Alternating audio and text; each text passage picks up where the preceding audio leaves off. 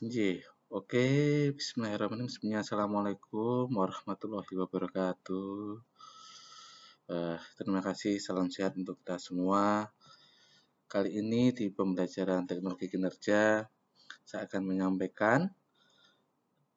mengulas kembali 6 langkah dalam penyusunan program, khususnya untuk peningkatan kinerja. Oke. Kemarin sudah saya sampaikan untuk materi-materi awal dari kenapa kita harus melakukan treatment atau intervensi kepada permasalahan-permasalahan yang ada. Tentunya hal ini kita gunakan untuk bagaimana nantinya setiap unik individu itu dapat berkembang dan tentunya kompetensi-kompetensi yang dimiliki itu dapat meningkat. Sehingga sumber daya manusia yang ada itu meningkat kualitasnya. Nah, karena di perusahaan ataupun di lembaga-lembaga pendidikan atau di proses-proses kegiatan pembelajaran di kelas itu juga bisa meningkat. Oke, selanjutnya akan saya sampaikan, ini ada 6 langkah. Akan saya uraikan, 6 langkah ini sudah saya share untuk materinya. Kemudian 6 langkah ini saya sampaikan langsung terkait dengan contohnya. Oke, yang pertama kita akan melakukan identifikasi kebutuhan. Nah, jadi ini salah satu contoh bagaimana kita melakukan identifikasi kebutuhan. Nah, ini contohnya kita mengambil bagaimana kebutuhan pelatihan Canva bagi tenaga kependidikan FIS UNY dan penentuan tujuan instruksional umum. Jadi silahkan nanti teman-teman semua membuat seperti ini karena sebagai contoh. Maka di situ yang pertama organisasi sasarannya siapa? Organisasi sasaran di sini tentunya dari FIS UNY. Kemudian, nah sasaran pelatihan itu ada di tenaga kependidikan. Maka dilihat FIS-nya ini dari organisasinya, tenaga kependidikan dari tenaga kependidikannya. Oke, selanjutnya mahasiswa melakukan langkah-langkah analisis kebutuhan yang dilakukan. Silahkan, kemarin sudah kita berikan teman-teman praktek mencari masalah, bukan untuk membuat masalah. Nah, ini kalian tulis di sini.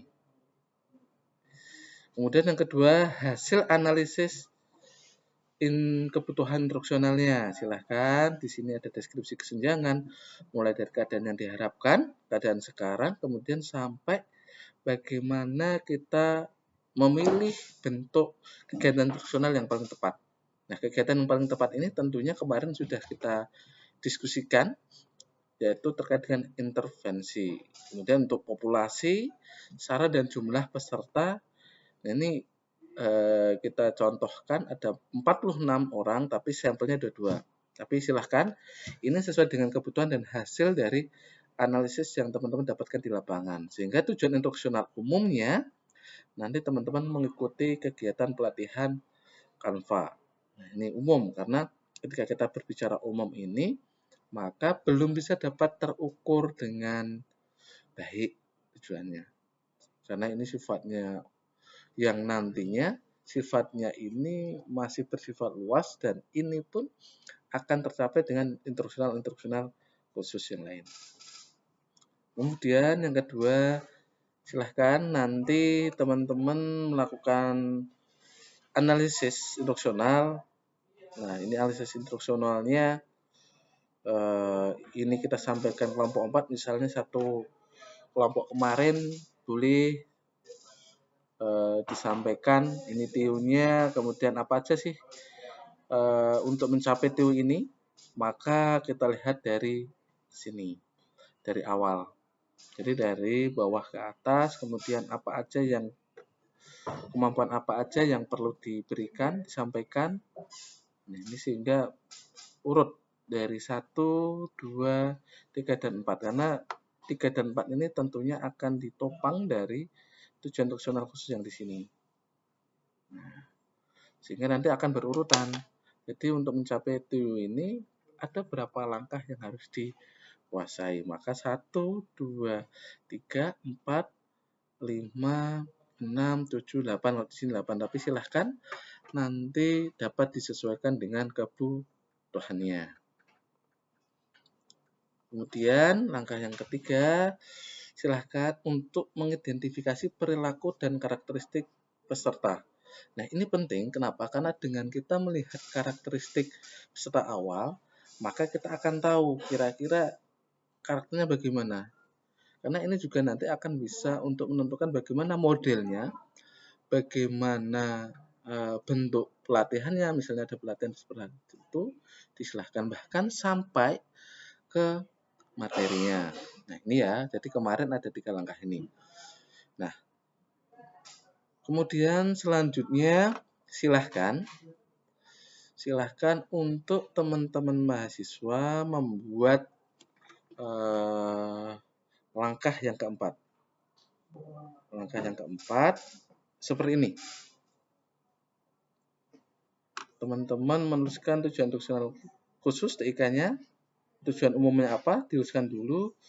Kemudian subkompetensi apa, karena di pelatihan itu juga kita harus tahu kompetensi apa yang dimiliki untuk mencapai ini.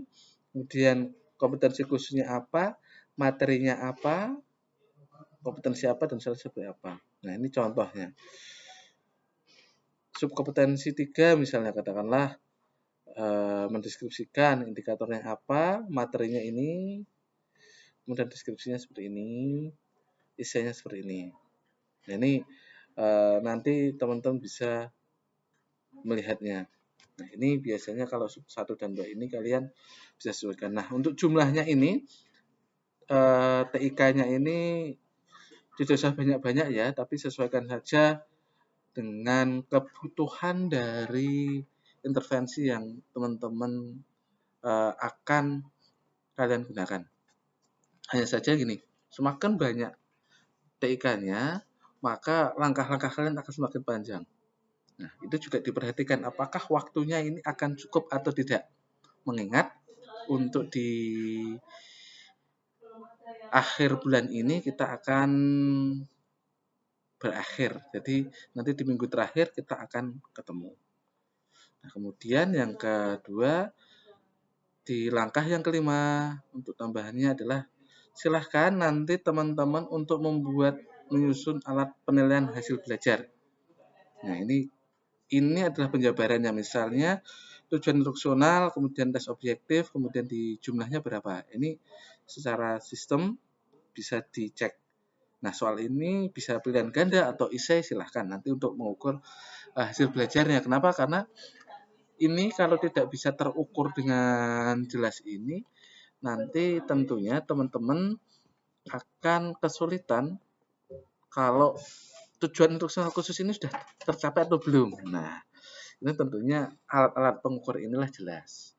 Dan tentukan kalau kita membuat soal-soal di akhir, misalnya pilihan ganda atau seperti apa, harus ada nilai batas minimal kelulusan atau kentuntasan. Misal dari 10 soal, peserta wajib benar 7, berarti batas minimalnya adalah 7. Itu untuk lulus. Nah, itu nanti silahkan teman-teman untuk membuat ini semua. Kemudian baru yang terakhir, yang ketiga, untuk tambahannya teman-teman akan menyusun strategi instruksional. Langkah yang keenam, maka di situ urutannya ada kegiatan instruksional, garis besarnya seperti apa, metodenya seperti apa, alat dan sebagainya. Nah, ini tentunya hampir seperti kita RPS, tapi ini adalah rancangan kegiatan instruksionalnya. Mulai dari deskripsi, gambaran isinya seperti apa, ini sub-sub materinya, kemudian ini metodenya apa lah. Ini kenapa teman-teman harus memahami karakteristik peserta didik? Ya karena agar metodenya tepat dan sesuai.